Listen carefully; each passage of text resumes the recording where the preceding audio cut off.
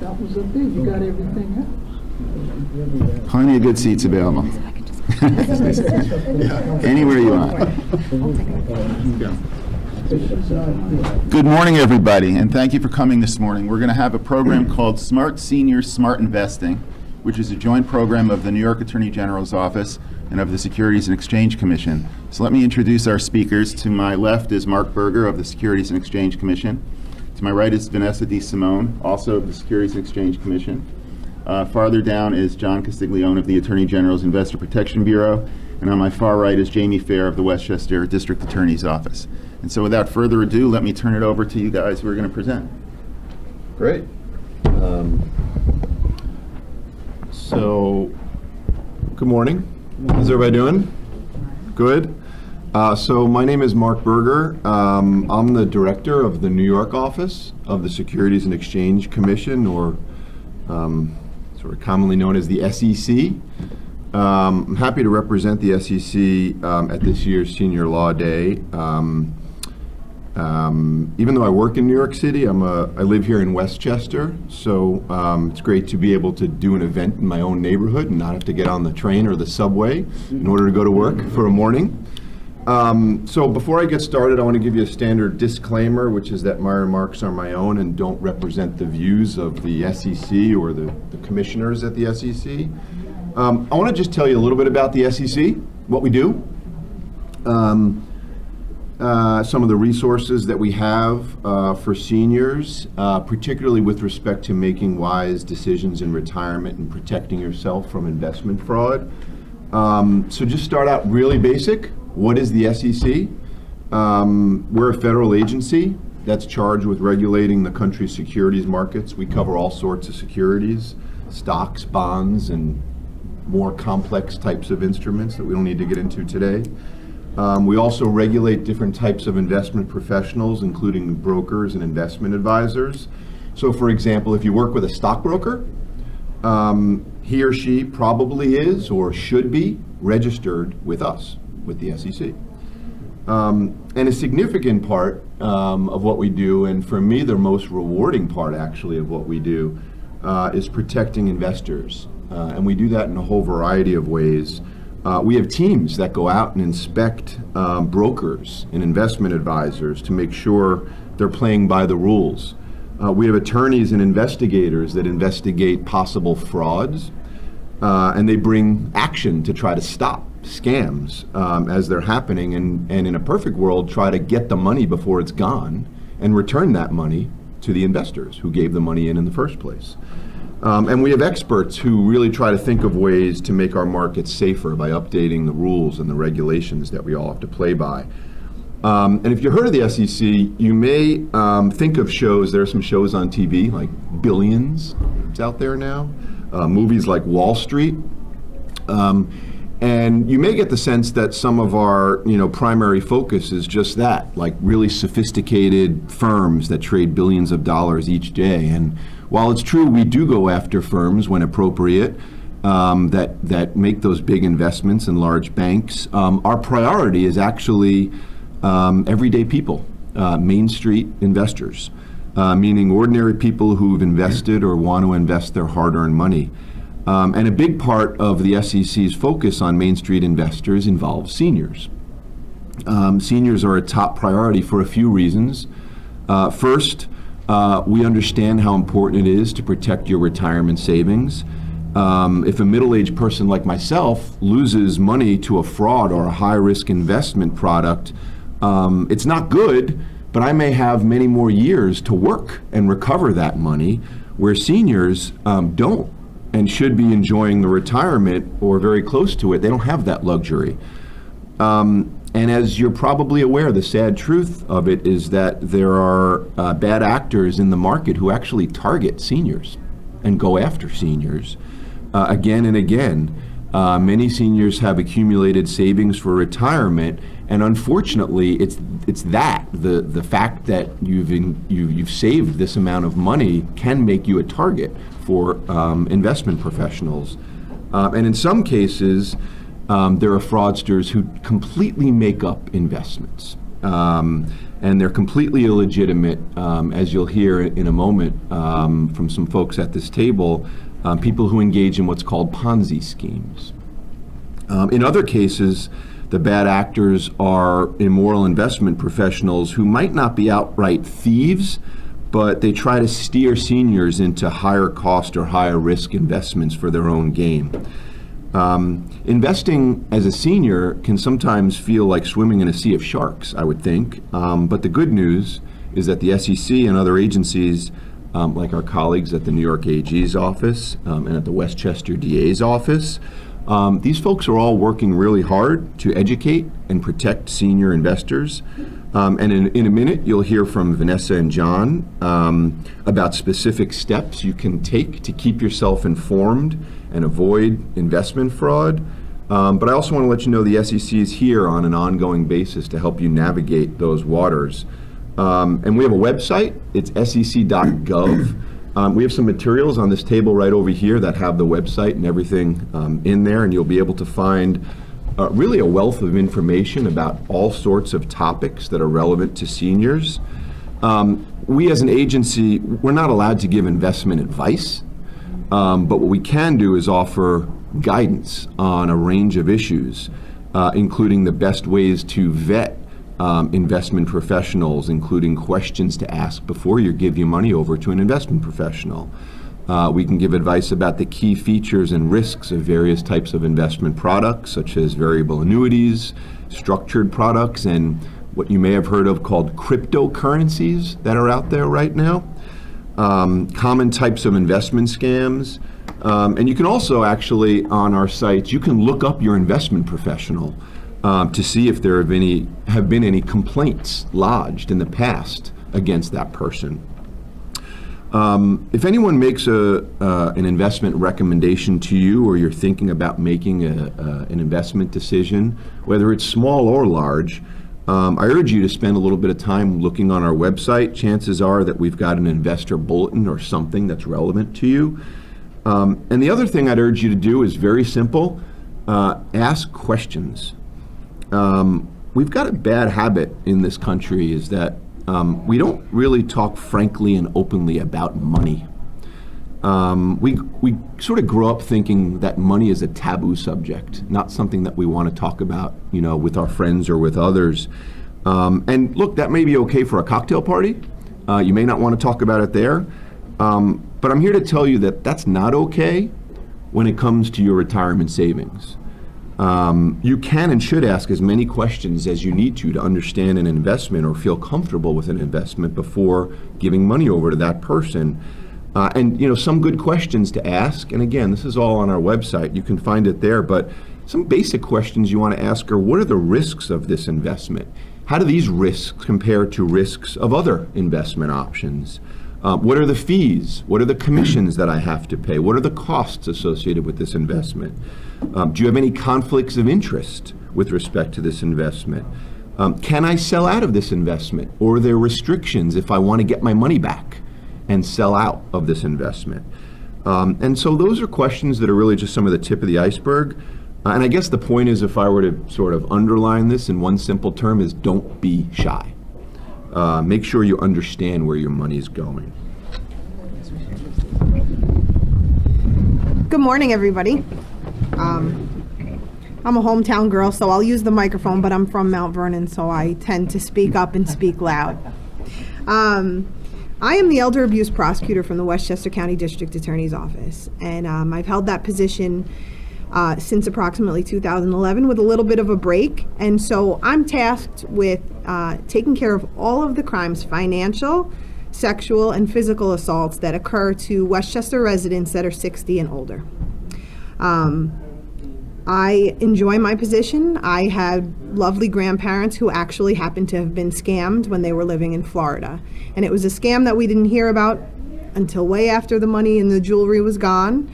And so I know the importance of keeping seniors safe. And also, like I said, my cutoff is 60, super, super young age. And I have a mother who's 74. So it's, she calls me every day telling me, Social Security called and said this. And I said, well, what did you say, mother? And she'll say, I called the town of Mamaroneck police and I told them, and they said they know what's going on. So, I get calls every day. I have cases every day. One of the biggest scams that we're seeing here in Westchester is that people are being asked to send cash in boxes. FedEx, UPS, or in the Postal Service, and they're being sent to vacant homes here in Westchester. So I have victims. I recently had a case where my victims, I had two, one in Michigan and one in upstate New York in Boston Spa. And these women, it was two women, and they were told that their grandson was in jail, and it was a lawyer calling and saying, I'll take the case, but we need this money for court fees and we need this money for this. My first victim in Boston Spa sent $8,000 in cash before she called anyone in her family. That package was picked up in the city of New Rochelle at a house that was for sale. It was delivered by UPS. The woman from Michigan sent $6,000 on a similar scheme to a house in Pelham Manor. Now, it was again a vacant house, and what happened was the Pelham Manor police got a tip that there was this man trespassing on a property that was for sale, and so they picked him up. He had a package on him addressed to a no-name person, and that package contained the money. Can I ask you on that? What is the enticement, or what are they advertising in order to get that money in the mail? They're saying that it's your grandchild needs it, and you need to send me this money because it's for his court fees and for bail money and to get them out.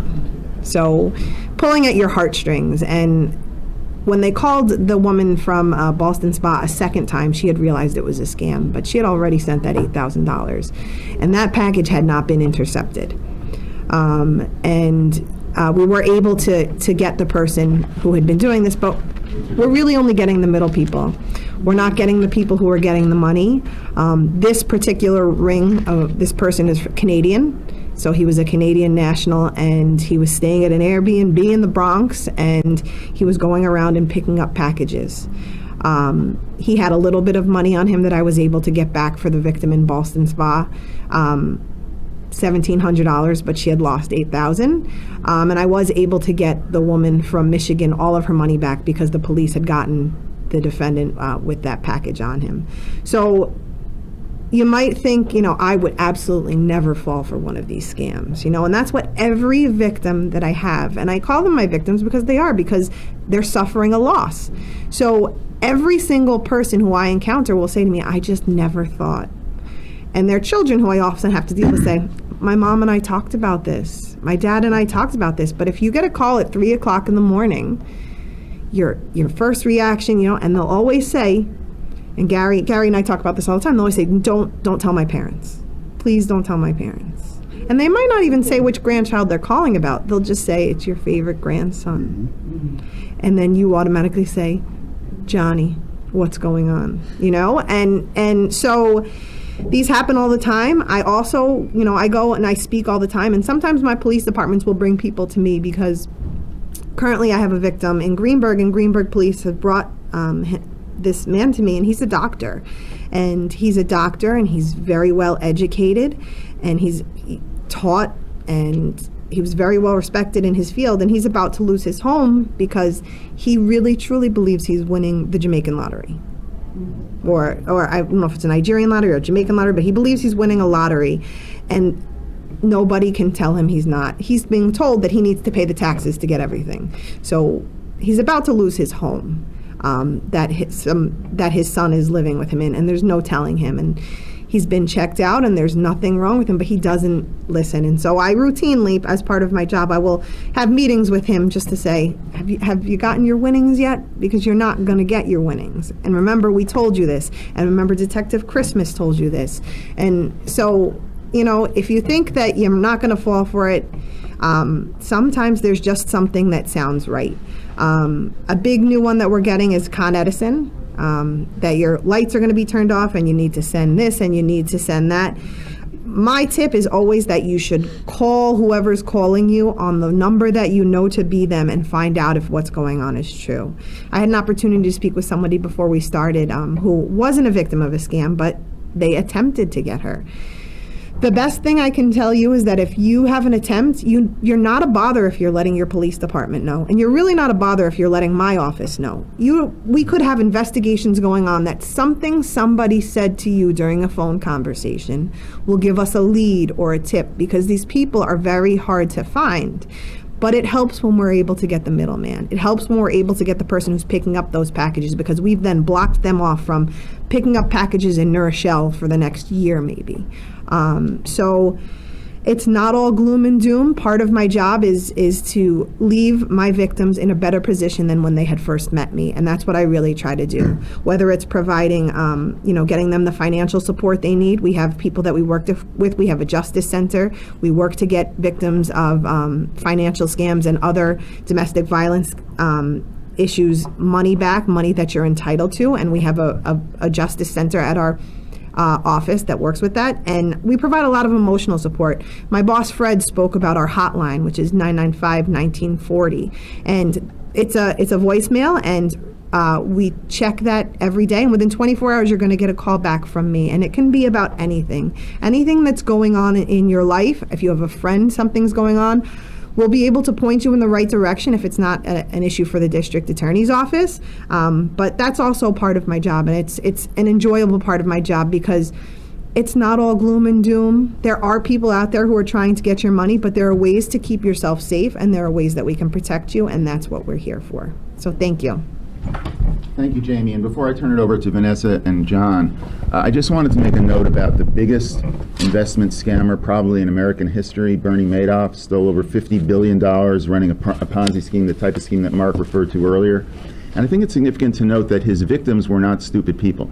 They were among the smartest, wealthiest, and most sophisticated individual and institutional investors in America. For example, the owners of the New York Mets baseball team invested tens of millions of dollars in Madoff's Ponzi scheme. So I think it's important to note that it's not always about intelligence. Very smart people can get ripped off if they let their guard down, if they let someone push their emotional buttons. Madoff pushed the greed button.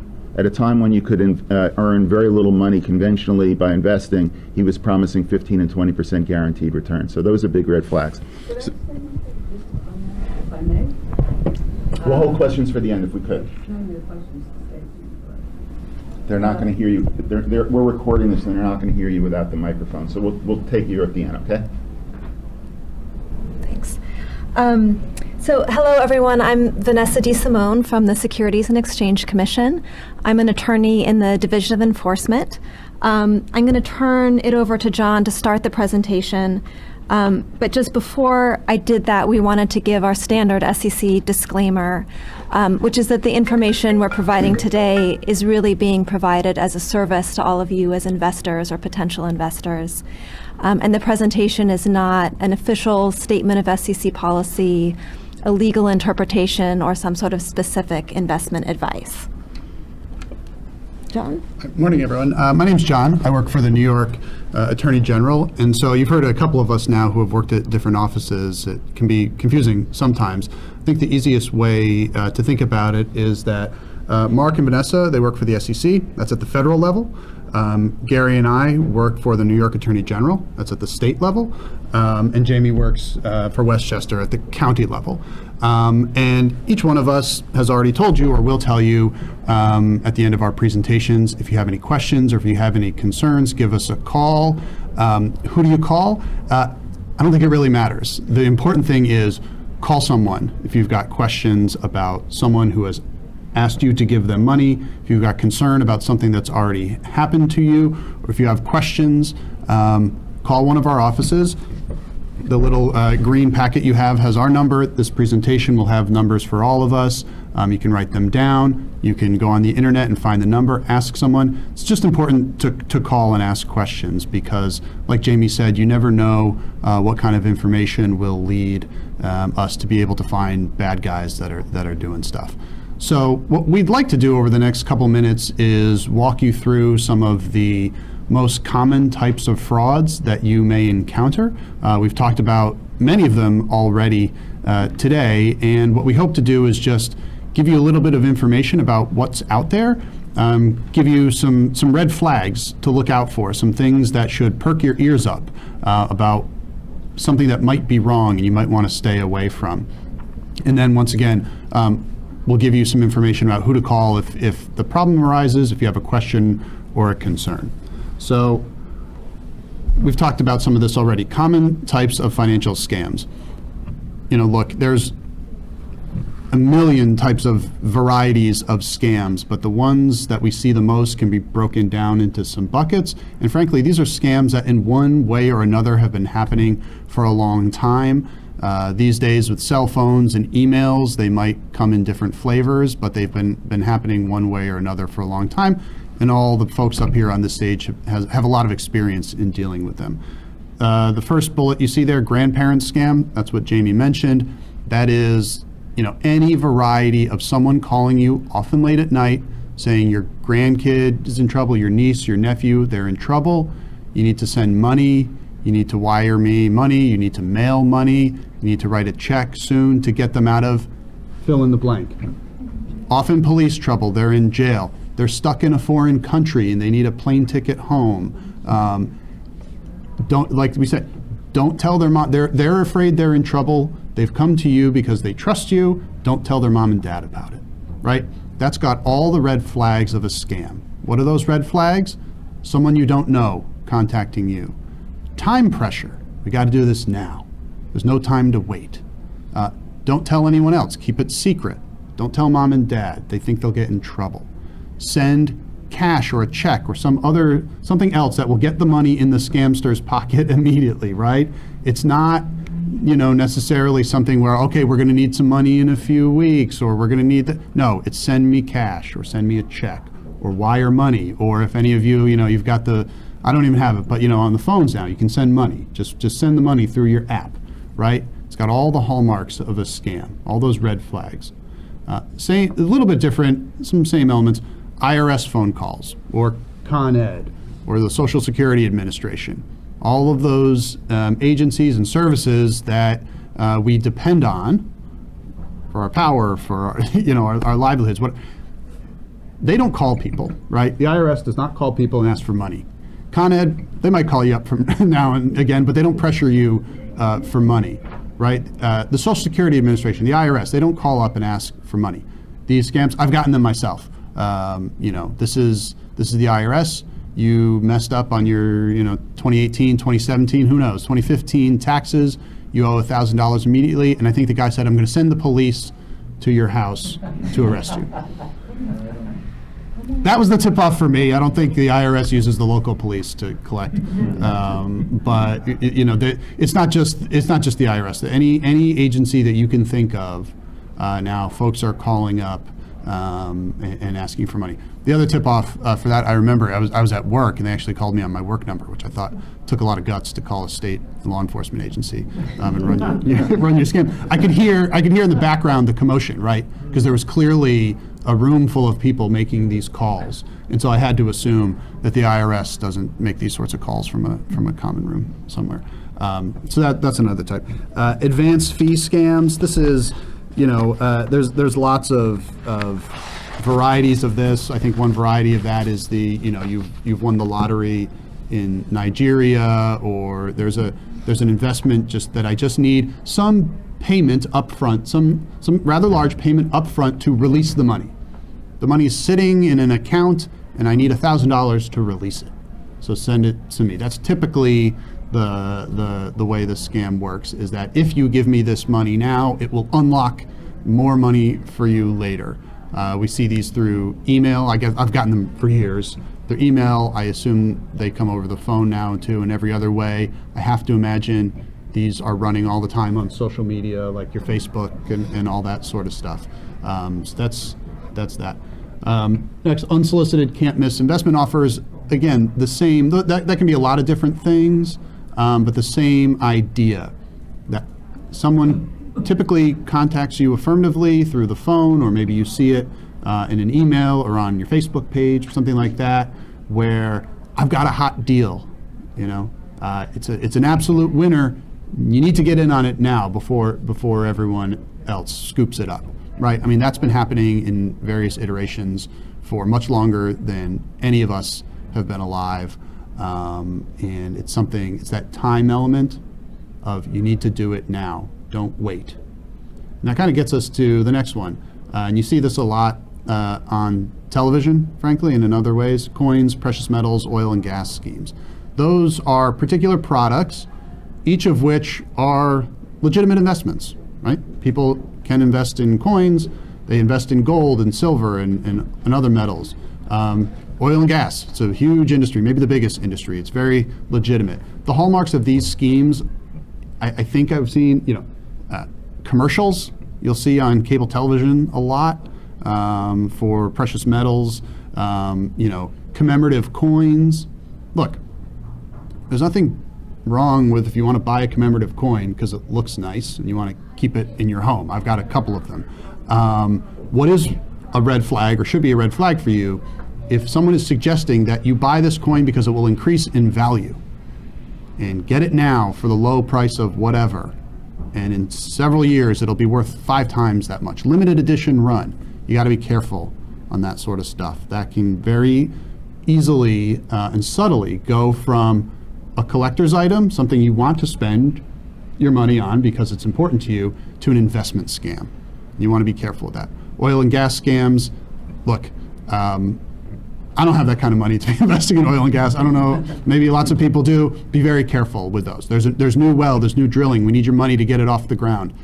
Very likely to be a problem, and you should watch out for that.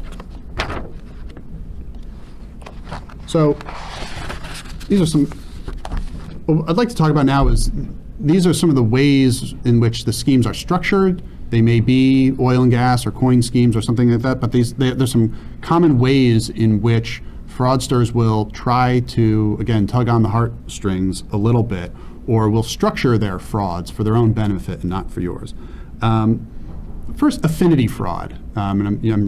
Jamie sort of mentioned this. That affinity fraud means anyone who's targeting you because of your membership in a group.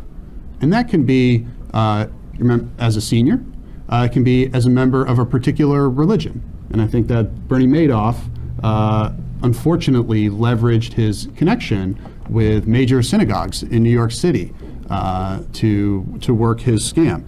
It can be about ethnicity. We unfortunately see this a lot.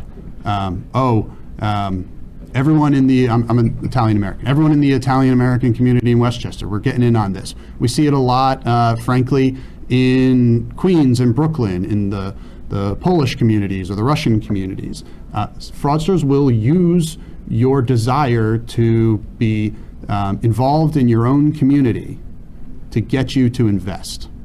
And so it's something, it's a little uncomfortable to talk about, but you really need to think hard.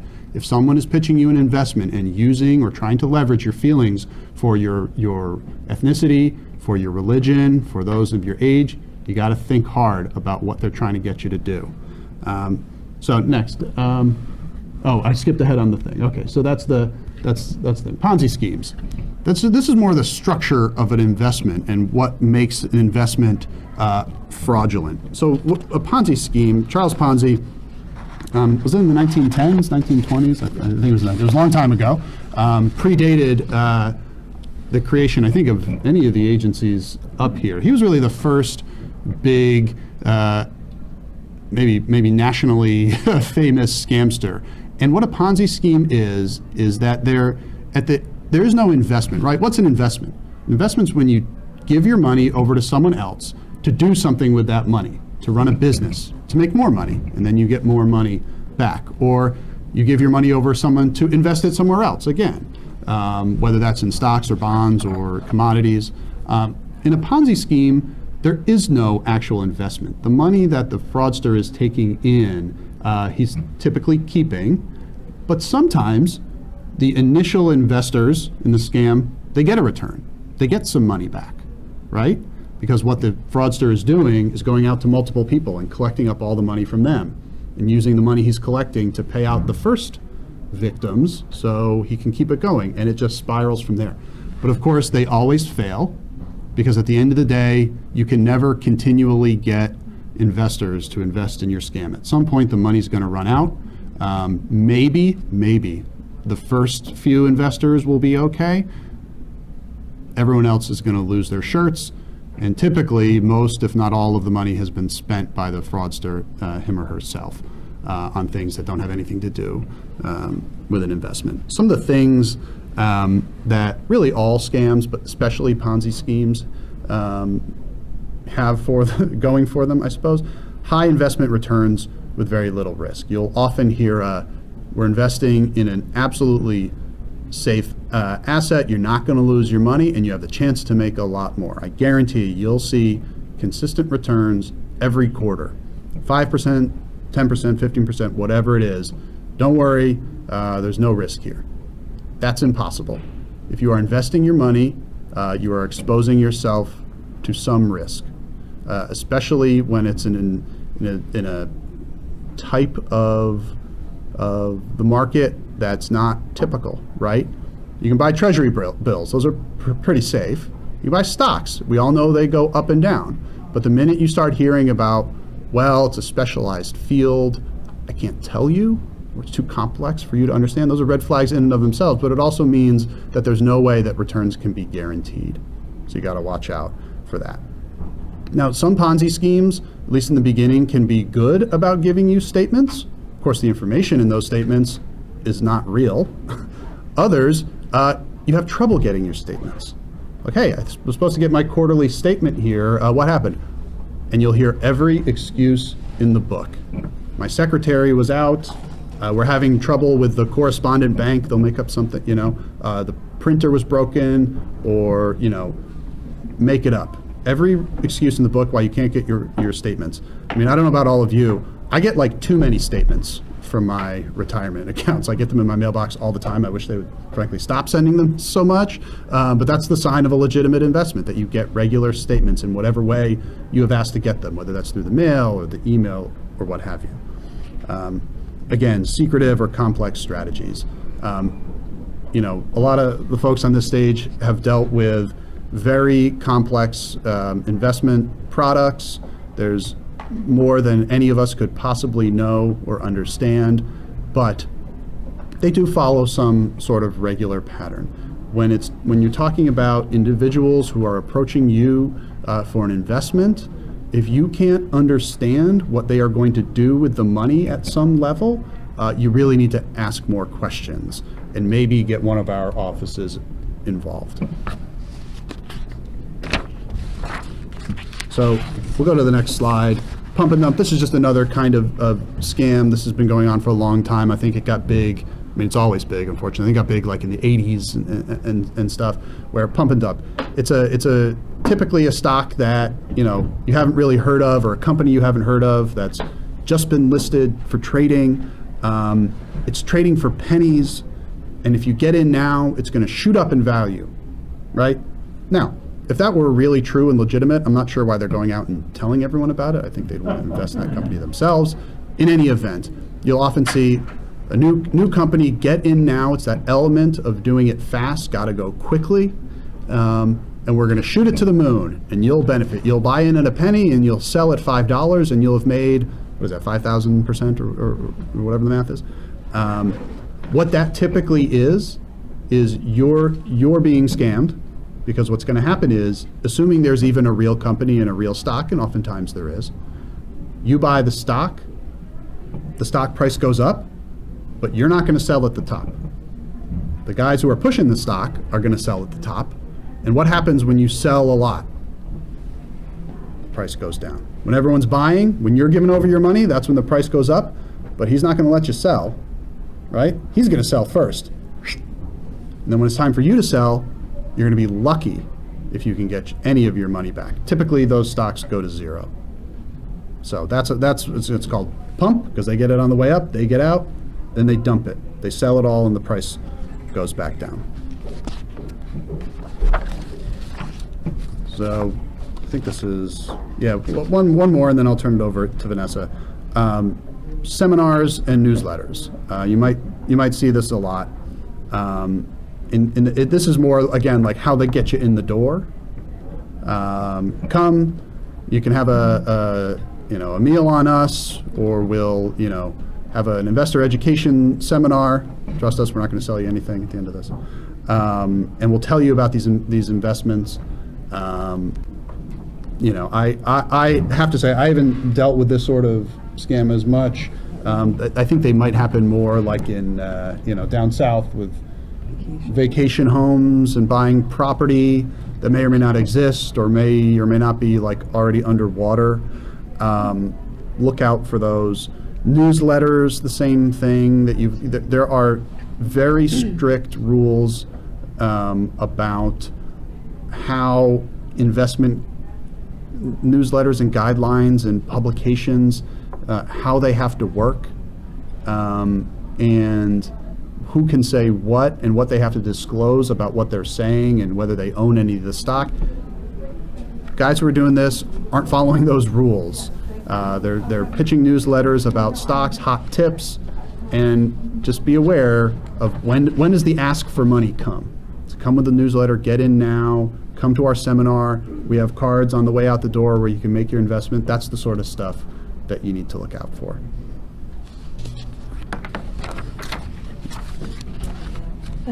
So another type of securities fraud that we often see targeted at seniors involves some sort of misconduct by an investment professional. So either a stockbroker or an investment advisor. And we'll talk in a couple of minutes about the important differences between those two types of investment professionals. But whichever one you're using, there are unfortunately some common scams to look out for.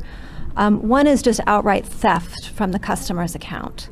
So if you've given your investment professional, in most cases, a broker, money and control over your account, in some cases they simply misappropriate a portion of that money. And as we'll talk about, that's one reason why it's very important to actually be looking at your account statements when they come in and checking to make sure that everything lines up with your expectations. A similar type of scam is unauthorized transactions in your account. So that means when perhaps you've given your broker some money and you've asked them to invest it in a certain way, but without your permission, they take it and simply invest it in some other product that they've selected without your authorization. That could be very often a high fee product in which the broker is the one that's ultimately going to benefit rather than you.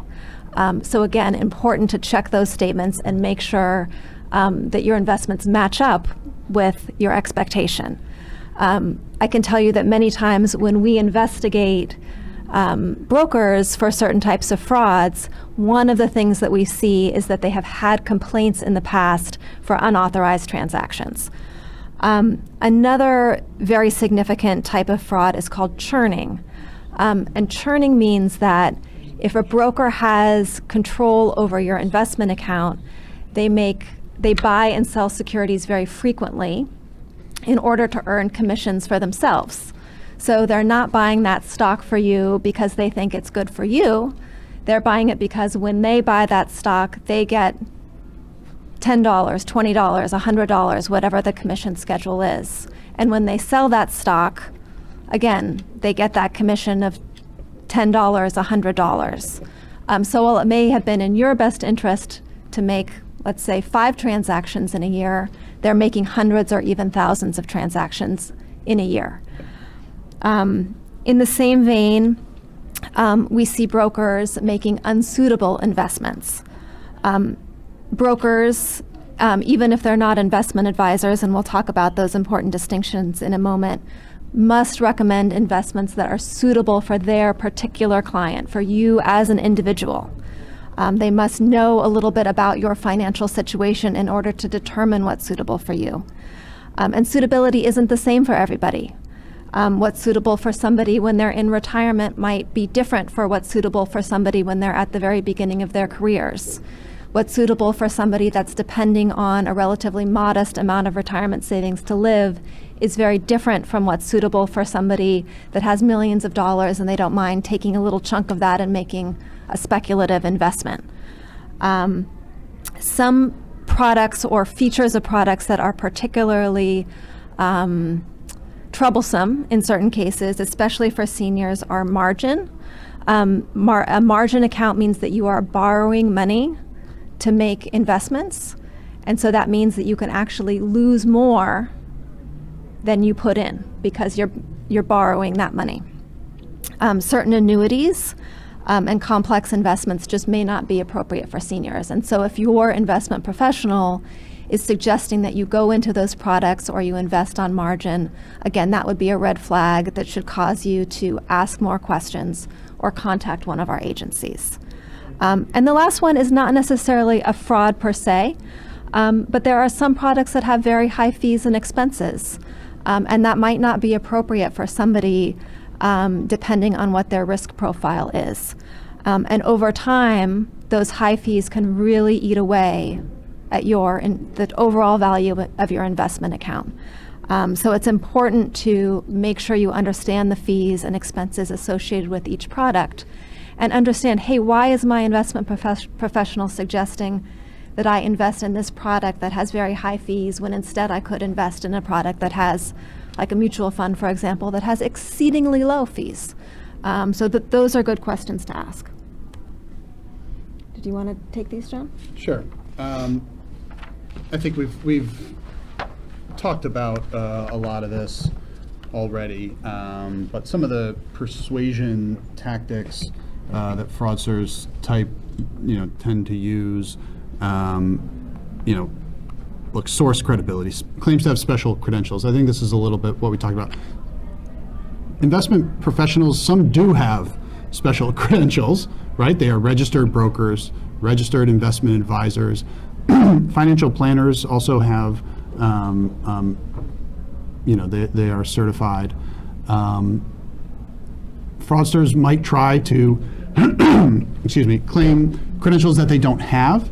And so it's always a good idea to look up someone, and we'll tell you more about how to do that. Look up someone that you are going to be involved with and determine whether they are in fact properly registered, whether they have had troubles in the past. But then also look out for claims of like special knowledge, right? Well, I've got contacts in the industry, the gold mining industries in Africa or whatever. That might be true. But you gotta look it up. Don't count on the word of someone who claims to have special involvement in an industry and wants to get you involved, right? If they're so well in this industry and they've got so much special knowledge, why are they coming to you for money? You gotta think about that. Might be legitimate, might very well be legitimate, but you gotta think about it before you invest. Phantom riches. Again, you're gonna get so wealthy. So you've won the lottery. Really? What are the chances you won the lottery, right? If you are being promised returns that seem too good to be true, right, probably are. Social consensus. This gets back to what we talked about a little bit with affinity fraud. Others like you have already done it. You're gonna miss out. Everyone in the community is investing. I've got 75 clients in the Russian community here in Brooklyn, or whatever it is, right? Watch out for those sorts of, you're the only one that's gonna miss out in your group. Scarcity, same thing, right? It's going fast, the investment's going fast, you gotta get in now.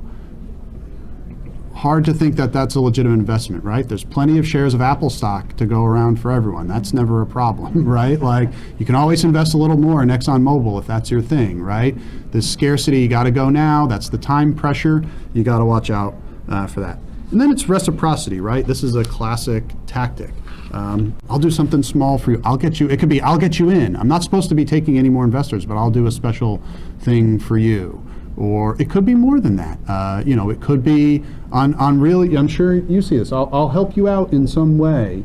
Or maybe you might even get, I'll send you a free magazine subscription. Maybe you get a little bit of money. I'll show you I'm legitimate. I'll transfer $10 into your account. So you'll know I've got a bank account up and running. So then you can send more. Or it's a test. I gotta test it out. I'll wire you $5 and then you send me the rest. So that way you'll know I'm legitimate, right? You gotta watch out for that sort of stuff. And one other thing, I wanted to mention it because we should have mentioned it before, I just forgot it. Nowadays, be aware of disaster relief pitches, right? The hurricane season is upon us. It's only getting worse every year. We at the Attorney General's office, we see this all the time where fake charities happen, especially on the internet where anyone can set up a page that looks really legitimate. Click here to donate now. You need to really do your diligence about who you're going to donate to for the earthquake or the hurricane this year.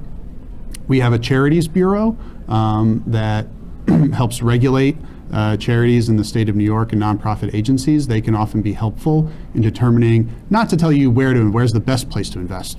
That's not a decision for our office to make. What we can tell you is whether a given entity is registered as a charity in the state of New York, or if we happen to know that there's a scam going around of a certain type, and we can hopefully offer some guidance as to how to be careful. So I think our next red flags, we've talked about a lot of this now. It's confidential, you gotta go now, wire me the money, sign it up before you leave the room. So, you've heard it now a couple of times. The best way to protect yourself before you invest is to investigate, right? That starts with asking questions and ensuring that you understand who the person is that is asking you to invest, what the investment is at a certain level, and whether this individual has in the past gotten in trouble for running scams or for selling unsuitable products, or maybe even something worse, or whether the individual is properly registered with the state of New York or with the Securities and Exchange Commission. And this might be something that you might want some help with. It's not the easiest. I think it's actually pretty easy when you find the right place to go to find out how an investment professional has done over their career. But in getting to that place, getting to the website, looking it up, don't be afraid to ask questions. If a broker or an investment advisor won't help you look themselves up, right? That might lead to some questions, right? Ask them to help you. They should be able to help you do that, or ask someone else that you trust.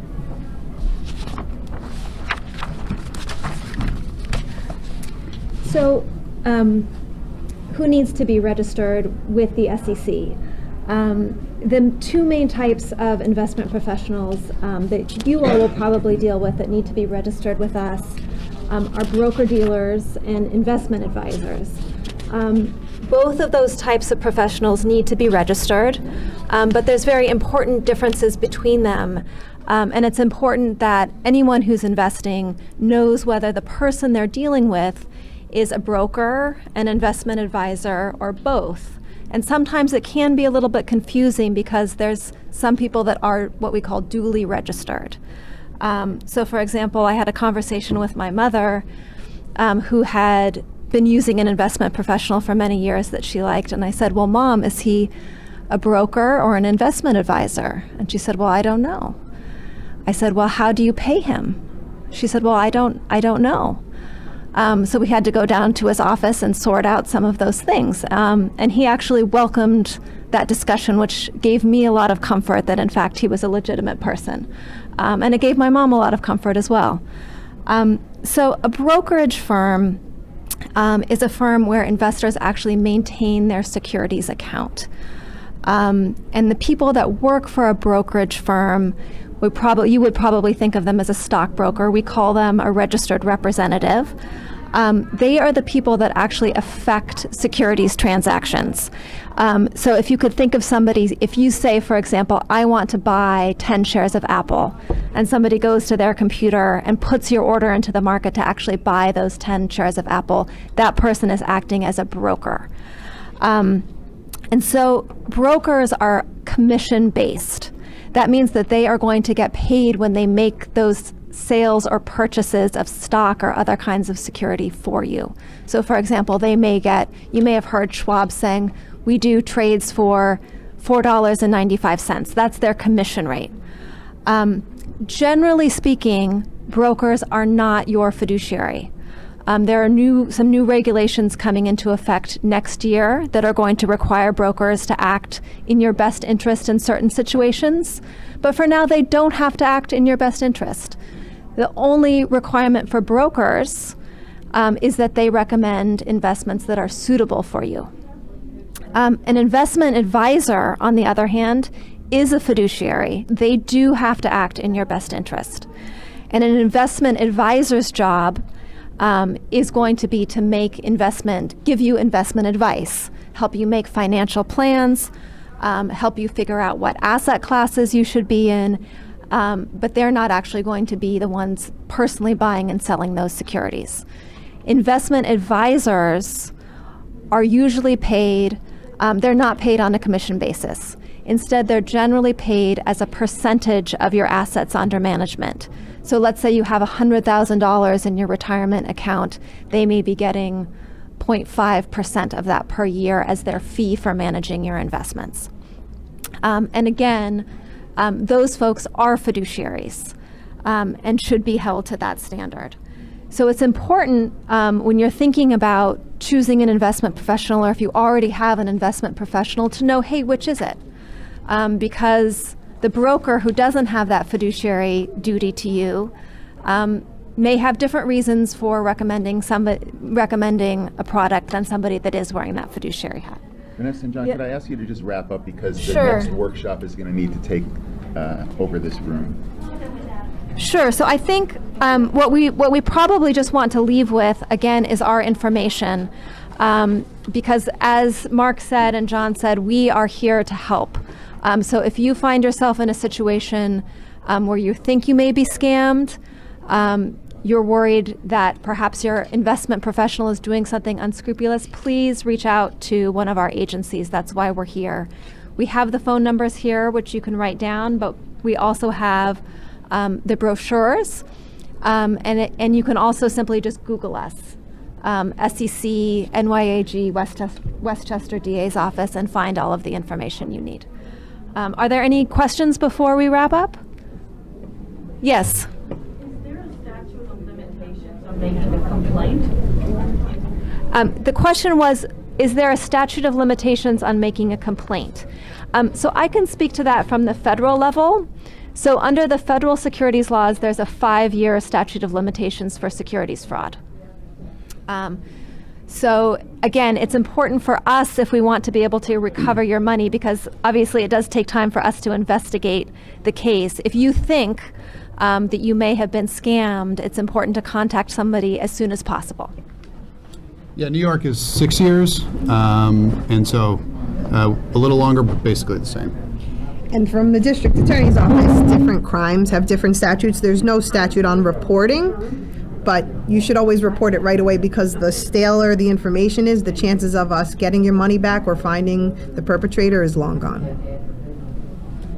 Any other questions? Yes. We often get a call from police departments asking for donations. Are they generally legitimate, or? We get a lot of complaints about calls where the caller says they're raising money for the local police benevolent association. It's a very worthy cause, but oftentimes the caller has nothing to do with the PBA. So what we recommend is, rather than making a contribution over the phone, if you want to support your PBA, send money directly to them so that you know you're supporting the real PBA and not some scammer who may be calling you on the phone. Folks, I want to thank you all very much for coming today. I want to thank our panelists, Mark Berger, Vanessa DeSimone, John Castiglione, and Jamie Fair. And we hope you stay safe while you're investing and make a lot of money. Thanks, all.